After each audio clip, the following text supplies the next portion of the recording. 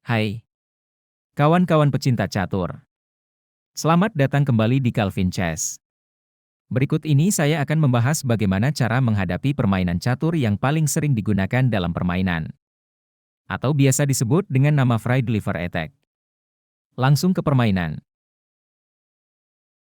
Di sini, kita memegang buah hitam. Dan permainan ini diawali dengan pion E4.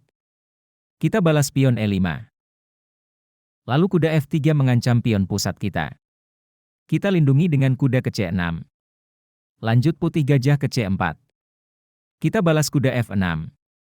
Putih pastinya melihat kelemahan kita pada pion F7. Dan langsung menempatkan kudanya di petak G5. Tujuannya menyerang pion F7 bersama gajah. Oke kawan-kawan, jika kita menghadapi posisi seperti ini, balas saja dengan pion D5. Setelah pion kali pion, kita jangan memakannya dengan kuda, karena itu akan berakibat fatal. Lihat, kuda akan mengorbankan diri memakan pion F7 menyerang menteri dan benteng. Jika kita memukulnya dengan raja, maka menteri akan ke F3 menyerang raja dan juga menyerang kuda kita 2 kali.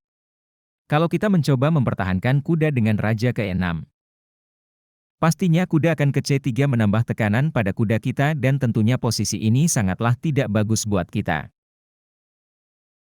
Oleh karena itu, setelah pion kali pion menyerang kuda, cukup kita majukan kuda ke petak D4.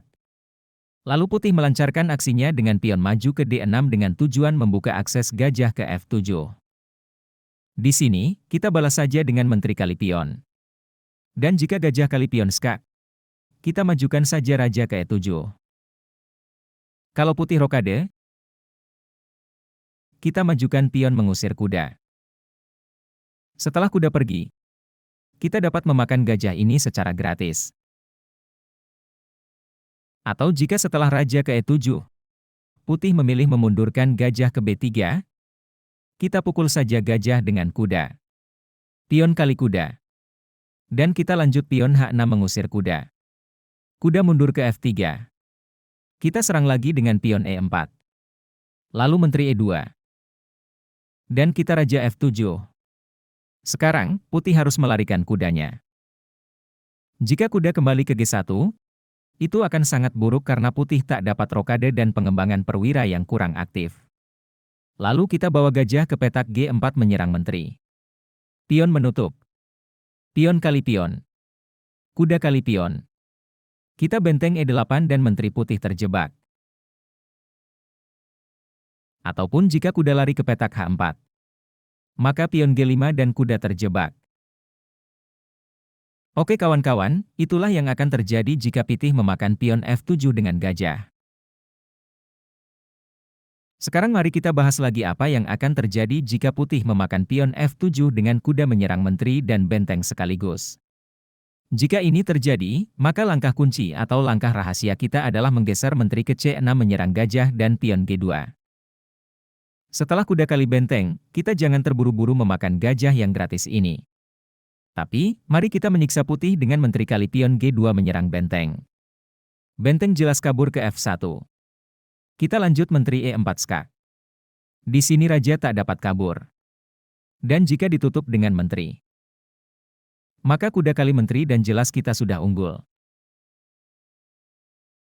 Atau jika putih menghalanginya dengan gajah, maka kuda lompat ke F3 dan skakmat. Oke kawan-kawan, kita kembali ke awal permainan di mana setelah kuda ke D4.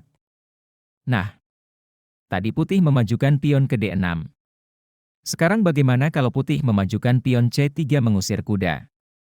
Tenang saja, cukup kita balas pion B5 juga menyerang gajah. Kalau pion makan kuda, kita juga makan gajah. Lalu pion kali pion menyerang kuda. Kita lanjut makan pion dengan menteri. Pion kali kuda. Menteri kali kuda.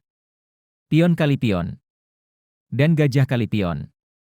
Posisi ini sangat menguntungkan kita karena perwira putih belum aktif. Kalau dilanjutkan, putih rokade.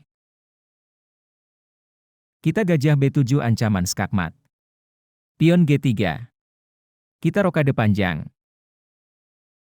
Dan silakan dilanjutkan karena kita sudah unggul posisi dan besar kemungkinan kita akan memenangkan permainan karena para perwira kita lebih aktif. Demikianlah cara menghadapi serangan fried liver attack yang saya tampilkan. Jika ada langkah yang lebih baik menurut Anda, silakan isi di kolom komentar. Gens Unasumus.